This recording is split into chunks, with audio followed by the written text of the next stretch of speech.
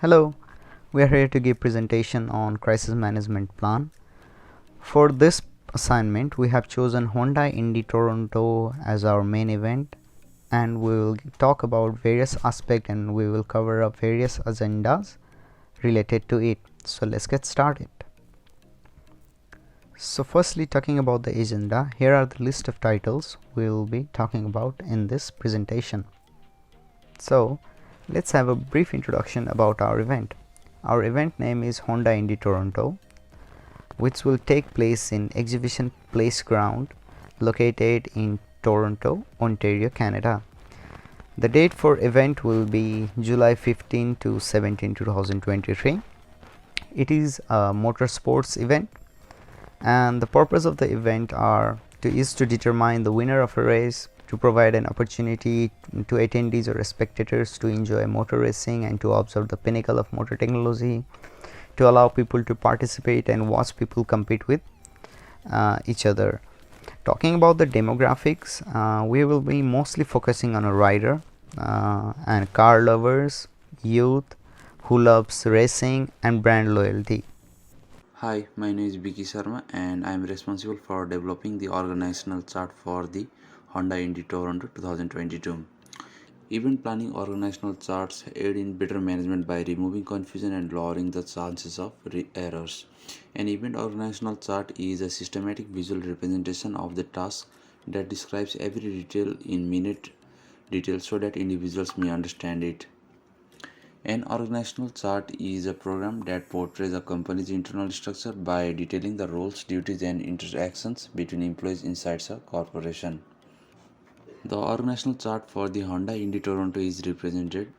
The overall hierarchy and process for the event will be carried by the event manager Mr. Michael Bay, who will work with following 5 different personnel. The first is venue coordinator. A venue coordinator is responsible for all the tasks related to the venue, including venue booking, signage installation, identifying and managing venue risks, venue insurance, etc. Paul will take the role of a venue coordinator and will form a team of volunteers who will help or assist in completing various other tasks such as vendor setup, registration desks, stage setup and decoration, etc. Program coordinator. A program coordinator should have a sound knowledge of data processing software for performing various entries throughout the event. So this role will be performed by Neeraj Nepal as he has a background in information technology. Moreover, he will be responsible for other works such as tabulation of computer scores, ceremonies, and finalizing the results. Marketing coordinator. A marketing coordinator collaborates with management teams to improve marketing efforts throughout the development and administration of advertising campaigns. San will take on this post because he studied marketing and communications and he will develop marketing plans, coordinate and carry out marketing programs.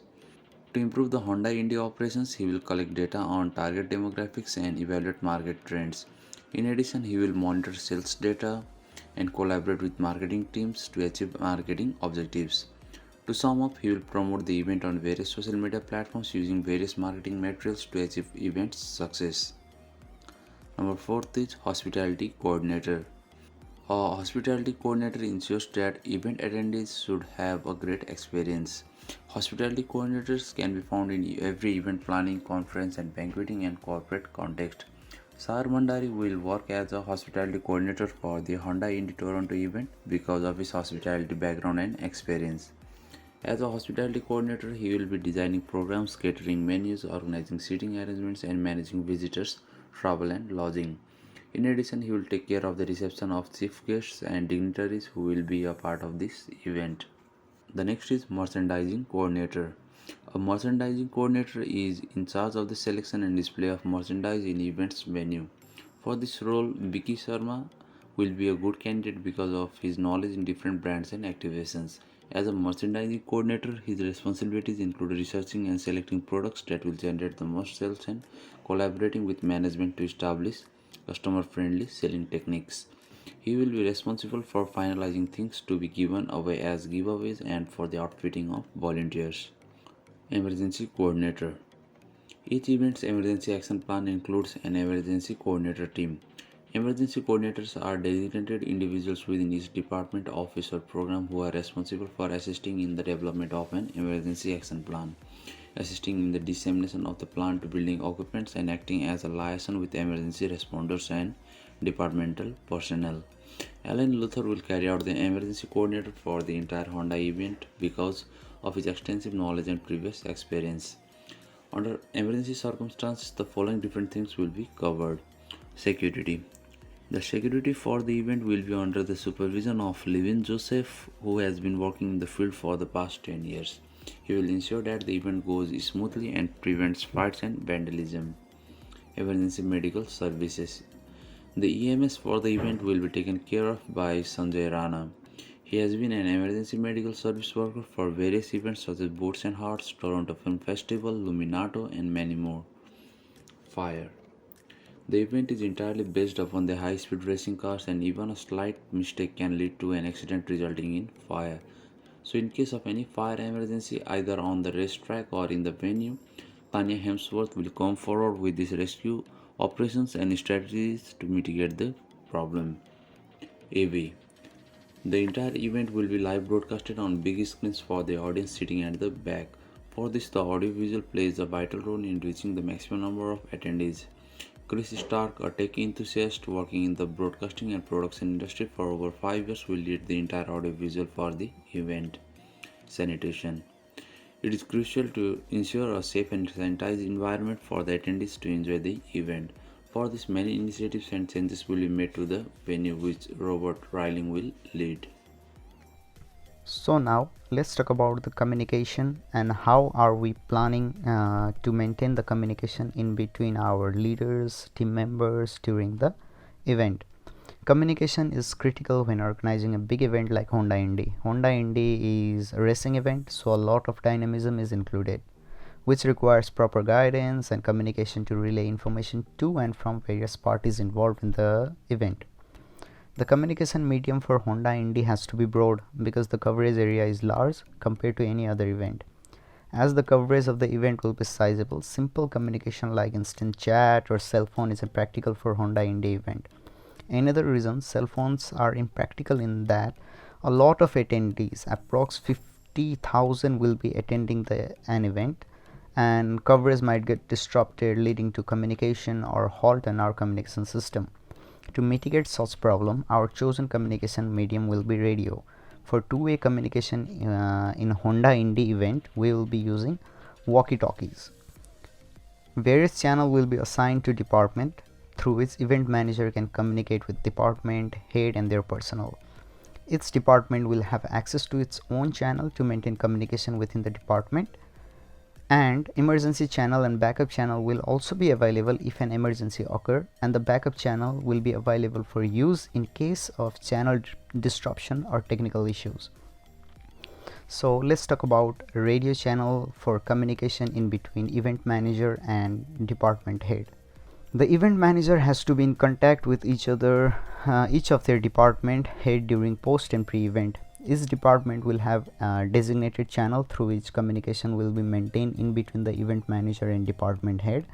As you can see in the table, for example, if the event manager has to communicate with venue coordinator, channel A will be used and vice versa. For emergencies, channel X will be designated to communicate the crisis with event manager or other department. At the same time, channel Z is a backup channel in case of problem arises in any designated medium. While each channel help keeps the communication between the department and event manager, there has to be separate channel allowing a communication within the department.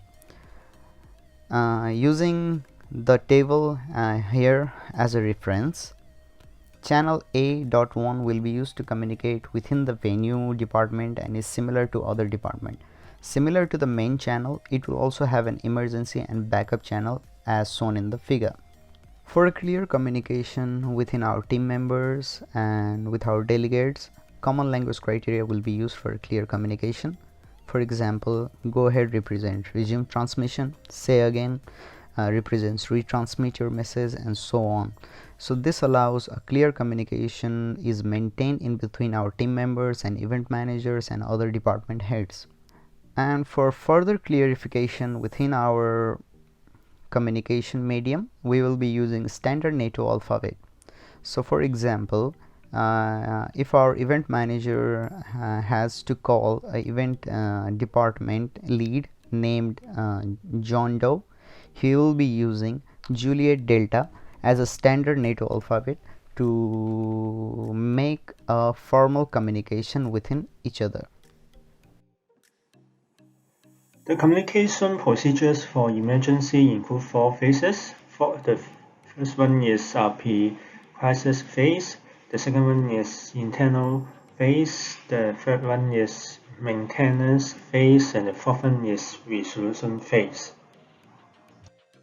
In the first one, we can expect the reasonable questions for various the crisis and some draft answers. We can also draft the communication strategy and message with blanks to be filled, and we have to prepare and plan for the crisis and interpret the analysis with stakeholders and develop solutions with different parties.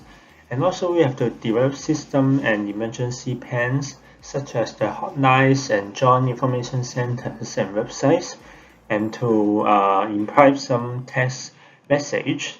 Also, we have to provide some basic information of safety procedures in the audience guidebooks, such as the emergency seat and the position of medical rooms and first aid kit. The second phases, the crisis is come with confusion and uncertainty, and also some of the information may be misleading. So it's important for us to recognize that information from the public and the media and other organization may not be correct. So the awareness of the immediate situation is important. So we have to collect the information about what has happened, interpret and separate the factual information from rumors, and determine the communication response and recovery plan. And also we have a specific meeting with other response groups and agencies, and also we have to define the emergencies of crisis as quick as possible.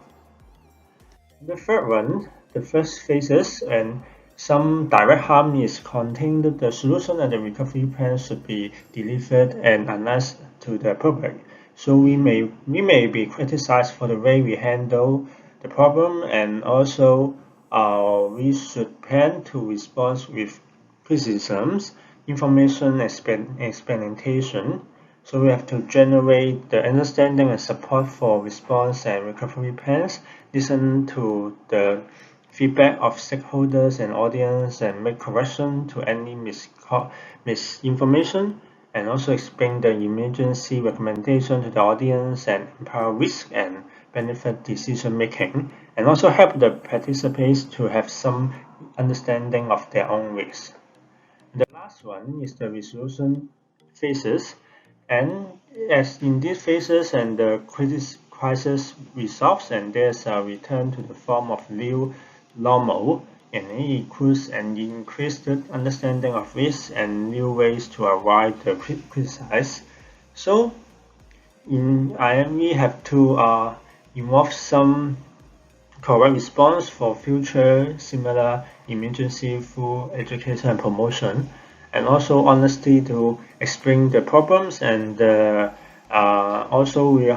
we informs what worked and address why and what didn't work in the recovery and response efforts. We also have to resource the allocation to the problem, and also promote the activities and of the organization, and also have to help reinforce that our organization are capable and responsive to the problem and the crisis. Hi, Professor. It's John, and now I will talk about what are the 5 major risks for our event. And I want to, as you can see, I did this presentation on Word file. Why? Because I want to show all the information, all the details of it, but at the same time, I want to talk less because it will be bored if I talk a lot. So I will be quick and I will make brief summaries for each risk. So the first one is a fire.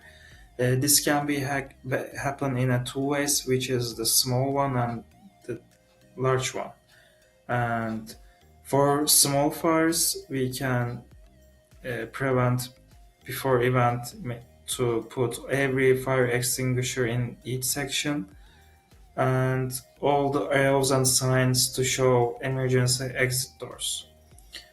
And of course, if it's getting bigger and bigger, all departments will be informed, and I will talk about later. But now, as you can see, as a prepare stage, we just prepare all fire extinguisher in each section. We will inform EMS and fire teams to prepare themselves for just in case. And what are the reaction for the small fire? The react is the security guard in this section will inform their team leader, and then the leader will inform event manager and site logistic manager. And after their after they talk with their own teams, all situations will go under control. Of course, this is plan based on possibility of a small fire. If it's big and if it's spreading, so first thing is security guards in this section in that area will safely remove the participants from the area. In the meantime, they will notify the event manager, site logistic manager, and fire and MS manager on the radio and request that the firefighters be called the area. So I mean, all the departments, all manager should be notified. They should be informed, but mostly fire and EMS manager if it's getting bigger. What are the recovery process of it? If the fire is small, no further action will be taken because it's race. It's the car and drivers are in other part. The spectators are in other section, so it won't affect the flow of the race if it's small. Just maybe some dirty things can be cleaned after the case closed. Uh, if the fire is large and the participants removed already from that area, this event should be stopped and postponed in later days, next weeks or next months, because it will affect a huge area. And of course, the informing the press, fire crew captain, and police department will be good because they will share a lot of news and informations about this fire, and everyone can take an precaution when they see this event and news. So I want to show a picture from statistics page from Formula One. It's a regulations for drivers, but I checked it, and I saw there's a fire warnings on this. Sorry, on this content. There is a link. If someone wants to check it, they can go and check from this link. And I want to go with the terrorist attack. So for preparing stage, we should put every police and security teams in different areas, all body search, all ticket number checking done from entrance to the inside, because it's very risky and very damageful case. So if everything, of course, the cameras everywhere in the venue will help. What are the reaction if things happen? All departments, all manager, especially the police and security manager first, and if there's any explosion or if there's any danger, we should inform fire and EMS manager too. Of course, event manager will hear about that from the leader of the teams. And first, by making the necessary planning, the police and security manager can help to neutralize the terrorists in the most harmless way to other people, because we should remove people from that area, but at the same time we should act very harmless way to these people. So yeah, and what are the recover part of it? If there's no injury or there is no death or explosion, the criminal is decided to be arrested by the police and security team by notifying their manager. So it will be police job after the event. After this person moved from the area, it's completely belonged to police department and policemen. And after that, the event management manager should report this to the government agencies and the press concerning the public reaction, and head status manager at the forefront of the. Of course, the manager will make the last decision, but for that, all managers are making a meeting, very urgent meeting, and then they will decide what they gonna do. So yeah, this was the recovery part of the terrorist attack, and as you can see, there is a terrorist attack before the event, and it was announced by CNBC. It was in Saudi Arabia, from Yemen's planes. They bombed the F1 area before the event. So even if it's not during the event, it's still a big problem. So I just want to put it with picture and the link. For details, there's a link. And the third one is, of course, some sport fans try to get attention, or they try to meet their favorite athletes or drivers. So for preventing this problem, as you can see from TV screen or from the spectators area in formal F1 stadiums, there is a wire fences. It's of course to to it's of course a barrier to not jumping.